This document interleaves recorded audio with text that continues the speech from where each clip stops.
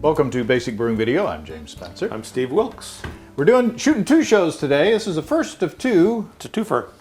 And this one is you. Yeah. So What do you got? I've got a Braggot or a barley wine. And that's what we're going to talk about a little bit. Okay. So I should tell you the gestation of this beer, how it came to be. Oh, I see. So it came to be because here's our Basic Brewing bottle opener. It came to be because I mispulled an order. So a guy wanted 3 ounces of dark Munich. I thought he wanted 3 pounds. At Steve's Brew Shop. At Steve'sBrewShop.com. So I pulled and crushed this grain, realized I'd made a mistake, and I just couldn't bring myself to throw it away. So I says to myself, Self? what you gonna do? I also had 14 ounces of Tin Lovabond Crystal that I'd also pulled inappropriately. So I thought, well, 3 pounds of... So Steve, they're just bags of... They're just bags of stray grain all over the store. So, so what I ended up doing was I thought, well, I want to use this stuff. And what could I do that would be appropriate to use it? And I ended up doing a 2.5 gallon batch with 3 pounds of Avant-Garde Dark Munich malt, 14 ounces of Tin Lovabond Crystal, and 4 pounds of honey. Oh my. So it's a 100% grain beer, which I brewed as a beer. In other words, I went through the process of brewing, this small batch beer with a brew in the bag setup on my stovetop. And then once I had that work done, it's hopped. I hopped it with Green Bullet and Challenger. Then, in order to get the gravity up and to turn it into a big fancy dark beer, I added 4 pounds of honey, of light wildflower honey. Before fermentation? Yes, at fermentation. So this is the beer from that. So I guess where I'm headed to is I didn't boil the honey. I just arrived at the cooled wort. I added the honey in. I pitched the yeast, and I used Nottingham yeast, Nottingham Dry. And so it was a mistake or a salvage job. But it turned out great, and I don't know if there's a point to this episode or not, except don't let a mistake stop you from making a good beer. It's a happy accident. It's a happy accident. Maybe a hoppy accident. That's right. So cheers. I'm curious to see what you think about it. Do you know what I think about the starting gravity and the finishing gravity? I do. ABV The starting gravity was 1.100. The finishing gravity was 1.008. And if my calculations are right, that's about 12%. And it drinks that way, we think. But it's not gloppy. No, it's not gloppy. Because of all the honey in there. It's very light on the tongue for something that's so big. That's warming. To me. Yes. That's warming. It's not hot. It's not alcoholic hot at all. And the honey has been preserved by adding the honey after the heat. It has been the flavor of that honey is still in there. So when I made it, I was calling it a Braggot. After I made it and drank one when it was very young, and it was actually quite hot. It actually seemed really alcoholic.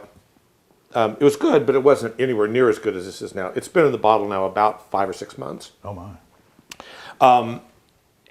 But now it's aged well. I would say. And my last tasting notes on it was just from a few days ago when I drank one and actually shared it with you over texting. It said, "That's a show," and I said, "So I'm getting," and this is lots of brown sugar, stone fruit, little burnt toast notes, and that's what I get from it. The hops aren't too in your face, but but there's a bitterness there. Yeah. So in my mind, I'm calling it a barley wine now, because it has that. It's more beer-like than mead-like.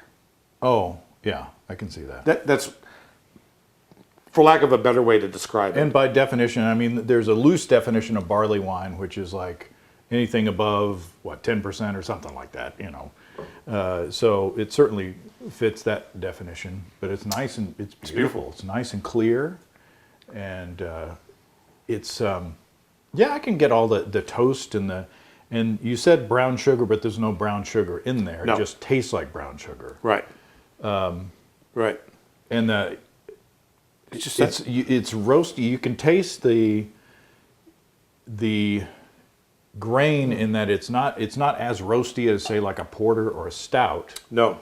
but it's a fresh roast, sort of. You know, like if you were to grab some grain out of the bin and chew on it a little bit, you really get that. And it's interesting. I mean, you say that it was hot, you know, like a higher alcohol kind of a flavor when you first tasted it.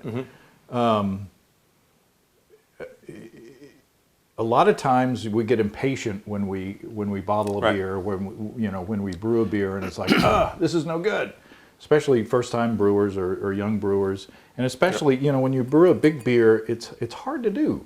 Yeah. You got to make sure that you aerate well. You give the yeast plenty of oxygen. You pitch enough yeast, Right. and make sure that it's healthy yeast.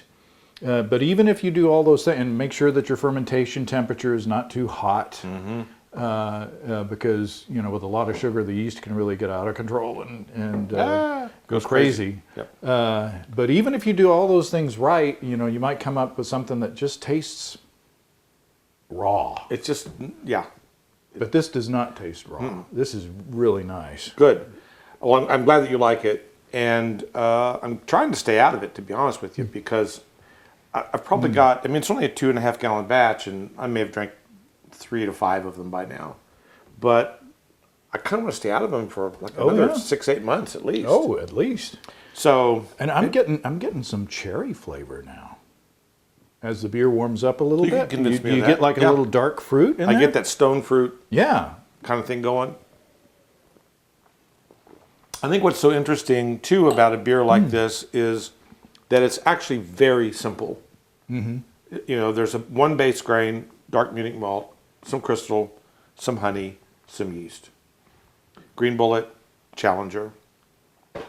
Now, is there a space on your website where you could post the recipe? Yes, and I will actually do that because this is not a kit. It's not something I sell, but I would be happy to post. In fact, I'll post it on the mead page. Oh, okay. And it would work if you're a mead maker and a beer maker and you kind of want to play in both worlds a little bit. A beer like this would work well. And I would encourage you to try things like this. You might find a whole new genre of brewing that you had never thought about before. That's dangerously drinkable. There's not. Yeah. A lot of times with a giant beer, it's a lot of work to drink, and this drink's real easy. Yeah, I'm almost ashamed to say that the other day when I opened one up to test it, and I thought, well, I'll just have a little bit. I almost, bought a bunch of stuff online that I didn't need. Looked up some old girlfriends. You never know what you're going to do. Maybe you should. That's a big bottle to be. Maybe next time you should bottle it in small bottles. Who knew? Well, you did. You done good. Well, thanks, James. Cheers, everybody. Cheers. Happy brewing. Yep. Steve'sBrewShop.com. Mead page. See ya. Come and visit us online. At basicbrewing.com, you can find archive lists of our audio and video podcasts on home brewing. You can also find our DVDs and our brewer's logbook, where you can track and log up to 50 batches of beer. If you're in Fayetteville, Arkansas, stop by Steve's Brew Shop or find him online at stevesbrewshop.com. The mead page as opposed to the Betty page. That's right. Is it Betty page? Betty page.